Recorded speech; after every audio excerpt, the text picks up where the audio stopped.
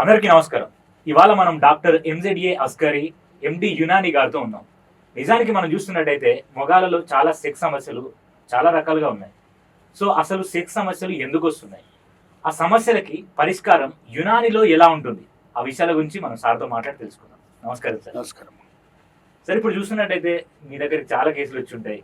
So అలాగే దాంట్లో భాగంగా ఒక వ్యక్తి లేకపోతే ఇద్దరు వ్యక్తులు పార్ట్నర్స్ వారానికి ఎన్నిసార్లు సెక్స్ చేస్తే బాగుంటుంది, ఆరోగ్యంగా ఉంటారు, ఒకవేళ అధికంగా సెక్స్ చేస్తే ఎలాంటి సమస్యలు వస్తాయి, అండ్ ఆ సమస్యలకి యునాన్లో ఎలాంటి ట్రీట్మెంట్ ఉంటుందో కొంచెం వివరంగా చెప్పండి సార్. చాలా మంచి క్వశ్చన్ అమ్మా. సార్, తెలుగు ప్రేక్షకులకు నమస్కారం.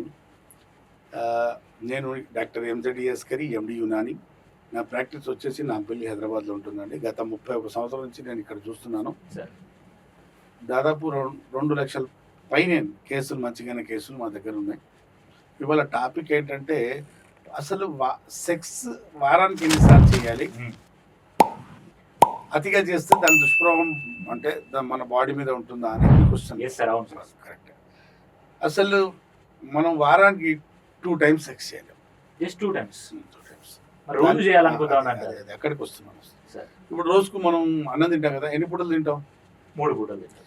6 పూటలు తింటే 6 పూటలు తినడం అనేది అసలు తింటే ఏమవుతుంది? అది అసలు విరుద్ధంగా ఉంటుంది. వాంతులు విరోచనలు అయ్యే ఛాన్సెస్ కూడా. వాంతు విరోతాలు పక్కన పెడితే అజీర్తి అవుతుంది, బాడీ యాక్సెప్ట్ చేయదు, అజీర్ణం అవుతుంది, కొన్ని ఇండైజెషన్ వచ్చి కొన్ని ప్రాబ్లమ్స్ వస్తాయి, అనారోగ్యానికి గురి కావచ్చు మనం.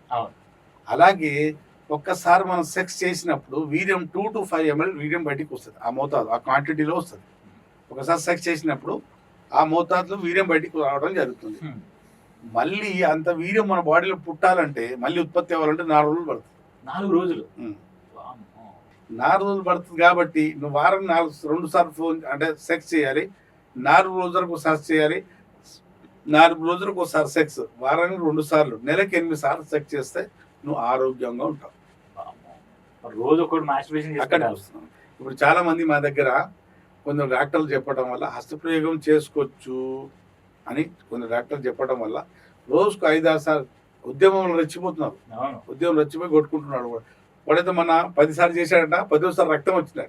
10 సార్లు చేశాడు ఒకే రోజులో, చివరికి రక్తం వచ్చింది. దాని తర్వాత అంగం లేవలేదు. ఏజ్ 19. వాళ్ళ అమ్మ నాన్న పట్టుకొచ్చారు. 6 రోజుల తర్వాత నా దగ్గర పట్టుకొచ్చారు. ఇంటి దగ్గర ఏదో డాక్టర్ చూపించారు, రక్తం వచ్చిందని. తర్వాత అంగం లేవలేదు. ఇక 10 రోజుల తర్వాత నా దగ్గర పట్టుకొచ్చారు. ఏం చూస్తే ఎందుకు కొట్టుకుంటాం నాన్న అంటే, సో డాక్టర్ చెప్పాడు, ఏం కాదు కొట్టుకోవచ్చని. బాత్రూంలో వెళ్ళటం కొట్టుకోవడం, బాత్రూంలో వెళ్ళటం కొట్టుకోవడం. మా దగ్గర ఇప్పుడు 7th 8th నుంచి మొదలు పెట్టారు హస్తప్రయోగం చేసుకునే కుర్రాళ్ళు. వాళ్ళ అమ్మ నాన్నలు పట్టుకొస్తున్నారు కౌన్సిలింగ్ కోసం. వీర్యం వెళ్ళకుండానే, వీర్యం వెళ్తలేదు వాళ్ళకు, అయినా హస్తప్రయోగం చేసుకుంటున్నారు. సోషల్ మీడియా ప్రభావం ఇది, లేదా చెడు సవాసం, బ్యాడ్ ఫ్రెండ్స్. దానివల్ల ఇప్పుడు నేను చెప్పాను కదా, యునాని అకార్డింగ్ యునాని సైన్స్ వారానికి 2 సార్లు సెక్స్ చేస్తున్నారు. కింద రాస్తారు కామెంట్లో నాకు వ్యతిరేకంగా. కానీ యునాని సైన్స్ ఏం చెప్తుందంటే, మీరు అతిగా సెక్స్ చేస్తే అంగస్తంభన సమస్య వస్తుంది. అలాగే సెక్స్ చేస్తూ చేస్తూ ఇప్పుడు సెక్స్ చేయడం మొదలు పెట్టారనుకో, పెళ్ళైంది అనుకుంటే, భార్యతో 2 సంవత్సరాలు దూరం ఉన్నారు, భార్య దగ్గర లేరు, మీ దగ్గర భార్య లేదు, మీరు భార్య దగ్గర లేరు, సెక్స్ ఆగిపోయింది, అప్పుడు మీకు అంగస్తంభన సమస్య వస్తుంది. సెక్స్ అతిగా చేసిన వస్తుంది, సెక్స్ ఆపేసినా కూడా అంగస్తంభన సమస్య వస్తుంది. ఒక్కసారి సెక్స్ మొదలు పెట్టాక అమ్మాయి మీ దగ్గరనే ఉండాలి అంటే, అప్పుడు స్త్రీ మగాడికి చార్జర్ లాంటిది. చార్జర్ పక్కన తీసేస్తే ఫోన్ బ్యాటరీ దిగిపోతుంది. అదే పెళ్లి కాకుండా 25 సంవత్సరాలు ఏం కాదు అడిగి. ఇప్పుడు కొత్త సెల్స్ ఉన్నాయి కదా బ్యాటరీలో, షాప్లో 5 సంవత్సరాలు అలాగే ఉంటాయి. ఒక్కసారి ఓపెన్ చేసి నువ్వు బ్యాటరీలో ట్రాన్సిస్టర్ వేసి బయటికి తీసిపెట్టు, మన నెలలో దిగిపోతాయి. మైనస్ ప్లస్ కలిసినే కదా, తర్వాత దిగిపోతుంది. అది వాడకపోయినా దిగిపోతుంది, వాడినా దిగుతుంది, వాడకపోయినా దిగుతుంది. ఇది అంతే. ఒకసారి సెక్స్ మొదలు కాలేదు, ఇది ఏం కాదు.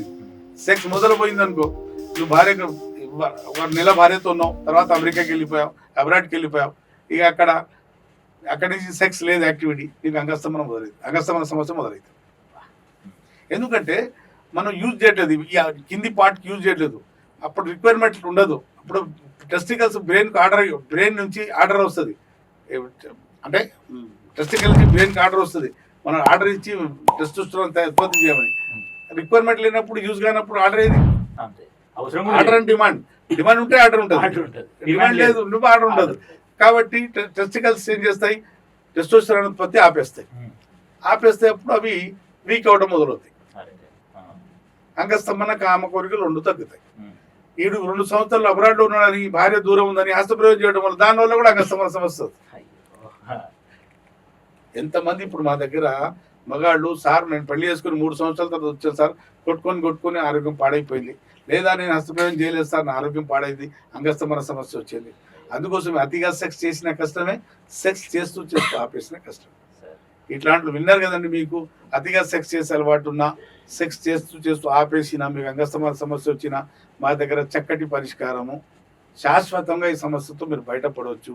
అలాగే మీకు సంతానలేమి సమస్య, అంగం సైజ్ తగ్గిపోయింది అనుకోండి, అంగం వంకరైపోయింది అనుకోండి, సుఖవ్యాధులు జెనిటల్ హర్పిస్ ఉందనుకోండి, అలాగే సిప్లిక్స్ గనేరియా ఉందనుకోండి, మీకు వీర్య కణాలు తగ్గిపోయి సంతానలేమి సమస్య ఉందనుకోండి, ఇట్లాంటి అన్ని సమస్యలకు యునానిలో చక్కటి పరిష్కారము, శాశ్వత పరిష్కారం లభిస్తుంది.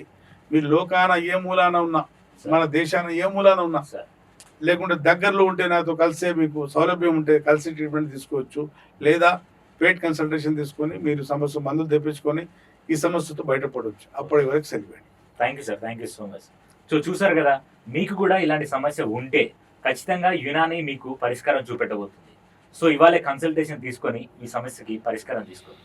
Thank you so much.